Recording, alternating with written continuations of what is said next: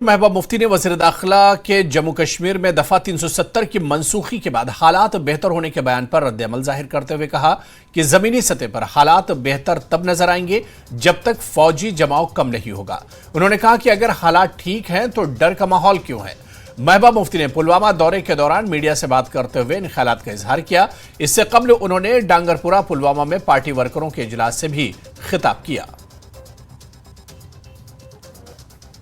अगर हालात सुधर गए हैं तो वो नज़र आना चाहिए। वो इतनी ज़्यादा सिक्योरिटी फोर्सेस के कंक्रीट स्ट्रक्चर नहीं बनने चाहिए।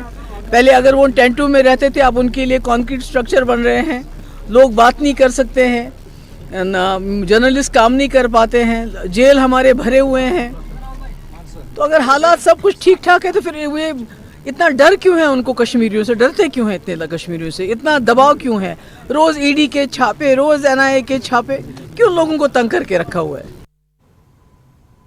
तो वहीं पीडीपी सदर ने इस मौके पर ईडी की जानिब से लाल सिंह की हिरासत में लेने पर कहा कि ईडी इस वक्त बीजेपी की विंग बन गई है। हुकूमत के खिलाफ बोलने वालों को ईडी कार्रवाई कर रही है।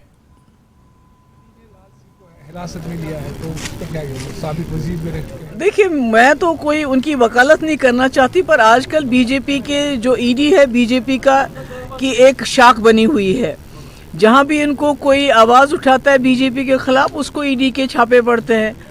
पहले वो करप्ट होता है, जब बीजेपी में शामिल हो जाता है सब ठीक ठाक होता है। ये तो इनकी पॉलिसी है, इसमें क्या कह सकते। चलिए